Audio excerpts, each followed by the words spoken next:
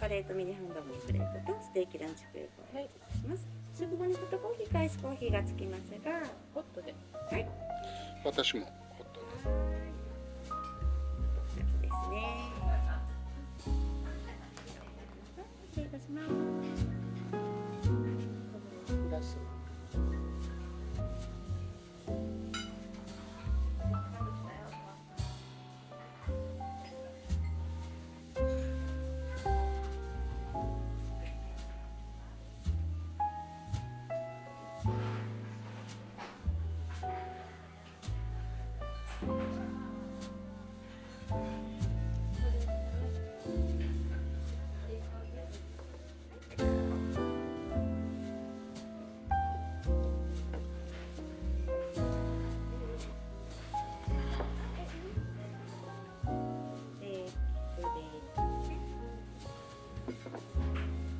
はい。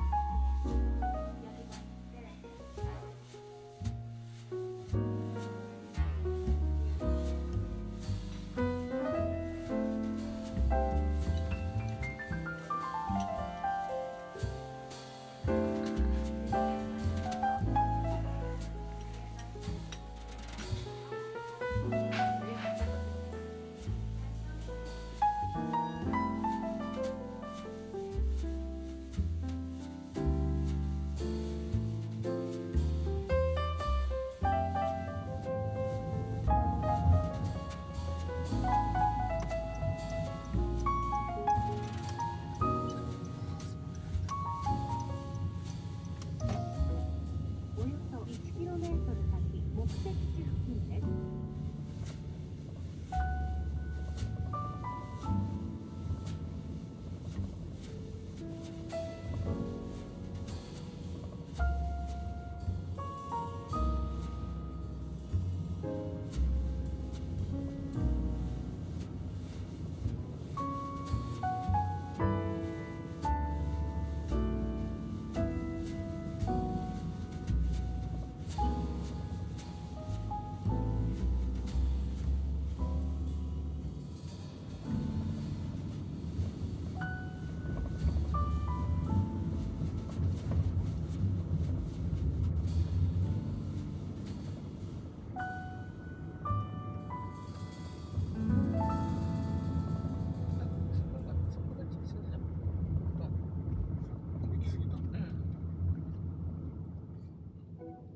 およそ 600m 先、左方向です。これ、ここだね。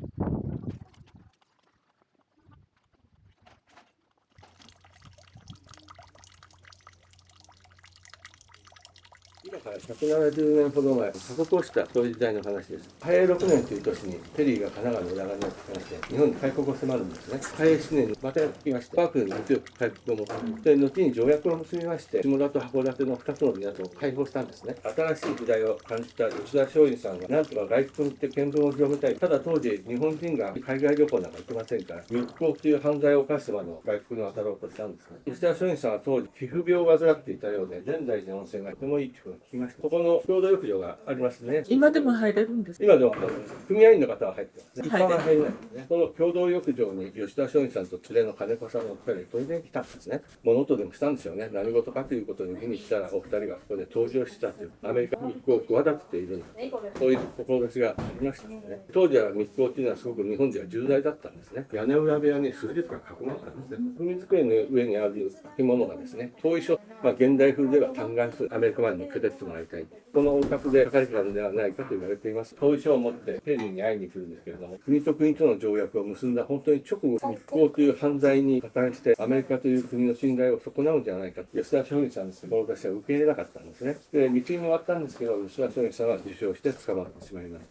当時、吉田松陰さんもここのお宅の方も一切口にしなかったんですね。みんな捕まっちゃいますから。このお宅にマックさんという娘さんがいらっしゃって、だいぶご高齢になって自由に物が語れるような時代になった。私の若い頃にそういうことがありました。ここのお宅が吉田松陰さんの歴史的舞台になって、静岡県の指定の素敵になったんです。で、後に下田市に譲渡されて、正面の内風呂が、ここで吉田松陰さんが踏まわれている時に、ここで登場したと伝わっていますね。で、あとこの隠し部屋なんですけれども、隠せるようになってるんですね。で、取り外しの利くはしごだったようなんですけれども、階段が備え付けられてるんですが、大変急なもんですから、上り下りは特に注意されて、見学していただきたいと思います。2階から見る山並みなんかは当時そのままですし、今ちょうど山桜がきれいに見えますので、また登場して飲んでいただければと思います。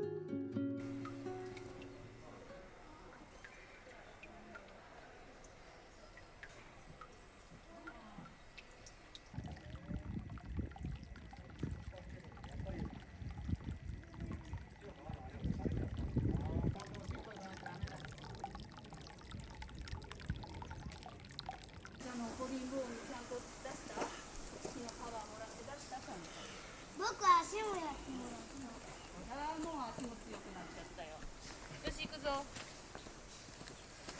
階段気をつけてね。ロハン。ロハン先ここロハンって書いてあるね。これだ。ここがロハン。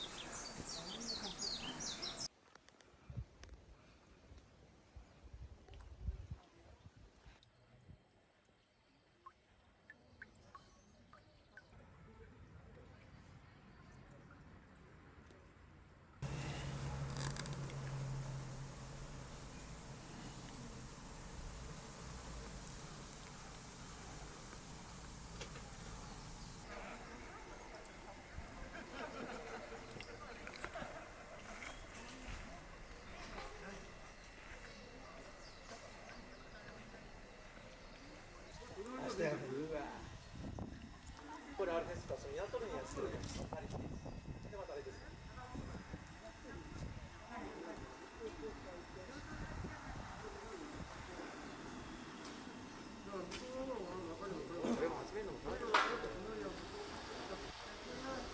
全部並びきれなくて。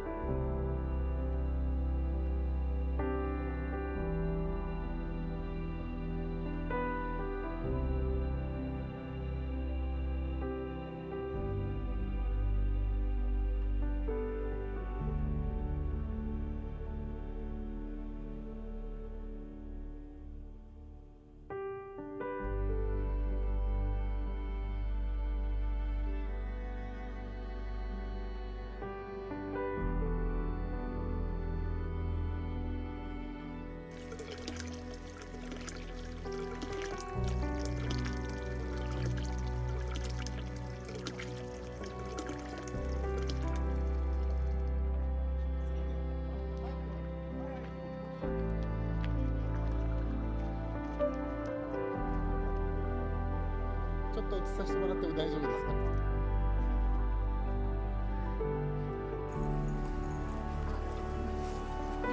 あー、すいません。